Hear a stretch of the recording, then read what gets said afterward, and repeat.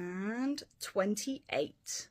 So 26, 28, 32 and 40. Ooh, these are quite close together. That'll be interesting.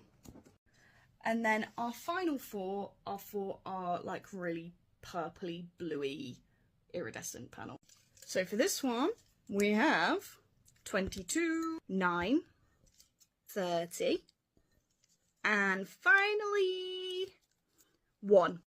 So 1, 9, 22, and 30, which is down here. Now that the main bubble colour has been chosen, I can now work out how those colours then interact with one another to create the intersected section. For example, we know that our wispy purple iridescent is 1 and we know our clear iridescent is 3. So we might say that actually this wispy blue will always come out when those two meet, and that will always be the central colour, which I actually do think makes sense.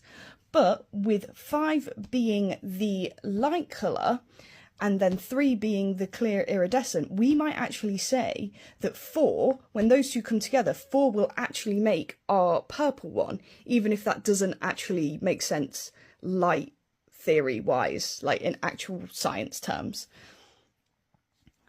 Also thinking of doing like a light blue or a white for the background, but we'll see, because I had also thought about making 4, 11, 23 and 37 white as like highlights just throughout the piece to just add another accent colour.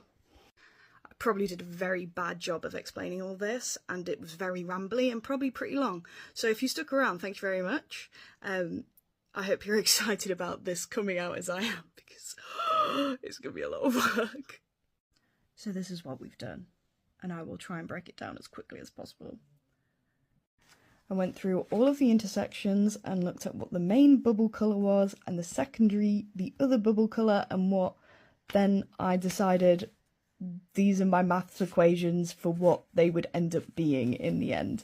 I don't think I've done it very evenly, but I think we've got there in the end, and now I've rewritten it so that they're actually in numerical order. So now we have all of our things noted down for what colour glass they will be, and then I'm going to do the light blue for the pieces that aren't bubbles. And that is at least an hour of my life I will never get back.